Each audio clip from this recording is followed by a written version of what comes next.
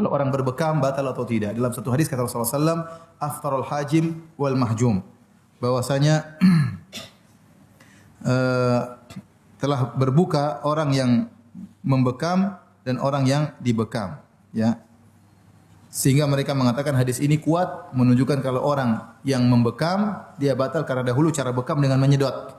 Menyedot apa? Darah, dan kemungkinan darahnya apa? Masuk ke mulut, dan sering begitu. Makanya dianggap batal.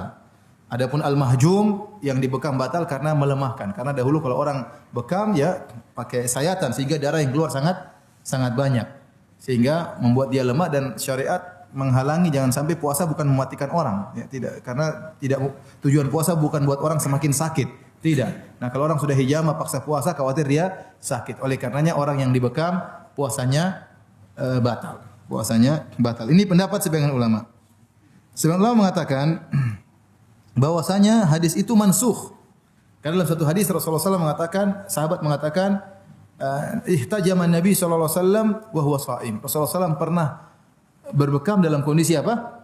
Berpuasa, dan tidak disebutkan Nabi mengqadha puasanya tersebut. Ini menunjukkan puasa Nabi tidak batal. Sehingga khilaf mana yang duluan hadisnya, mana yang belakangan hadisnya.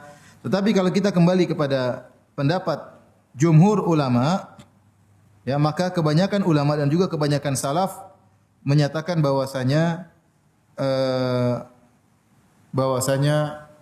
berhijamah tidak membatalkan puasa. Sebagaimana dalam hadis Sabit Al-Bunani, dia bertanya kepada Anas. Sabit Al-Bunani bertanya kepada sahabat Anas bin Malik, "Akuntum takrahuna al-hijama lis-shaim?" Apakah kalian wahai para sahabat? Jadi Sabit Al-Bunani tabi'in, dia bertanya kepada Anas bin Malik sahabat. "Akuntum takrahuna al-hijama lis-shaim?" Apakah kalian para sahabat tidak suka bekam bagi orang yang sedang berpuasa? Ala ahdi Rasulillah, di zaman Rasulullah sallallahu alaihi wasallam.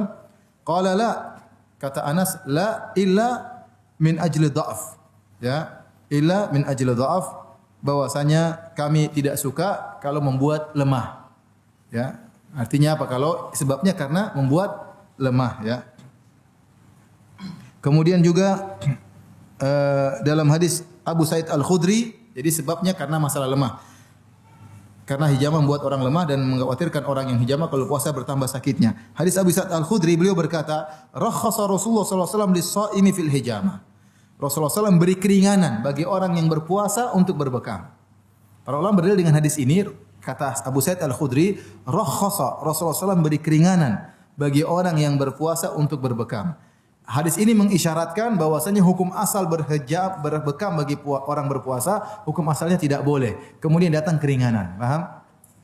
Saya ulangi, tatkala Abu Sa'id Al-Khudri berkata, rakhasa Rasulullah SAW lis-shaim fil hijamah. Rasulullah SAW beri keringanan bagi orang yang berpuasa untuk berbekam. Berarti menunjukkan hukum asalnya berbekam dilarang, kemudian diberi keringanan. Ini menguatkan bahwasanya memang asalnya berbekam membatalkan puasa, kemudian datang hadis yang memansukhkan, yang menunjukkan bahwasanya berbekam tidak membatalkan puasa.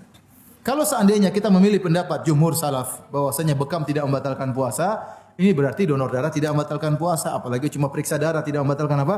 Puasa, ya. Ya, apalagi sahabat dahulu banyak yang mereka berjihad dalam kondisi apa? Berdarah-berdarah, dan mereka tidak membatalkan puasa mereka, ya. Dan ini pendapat yang lebih kuat. Tapi kalau kita berpendapat sebagian ulama, di antaranya pendapat Ibnu Taimiyah rahimahullah, bahwasanya bekam membatalkan puasa, maka kita katakan donor darah membatalkan puasa. Karena diambil darahnya sangat apa? Sangat banyak. Orang pasti lemas, makanya disuruh makan kacang hijau, disuruh makan apa buat apa namanya? Supaya penambah darah. Adapun kalau cuma ngambil darah cuma sedikit, maka tidak membatalkan puasa karena tidak melemahkan. Bisa darah cuma ambil seberapa mililiter, itu tidak membatalkan puasa karena tidak melemahkan seseorang, ya.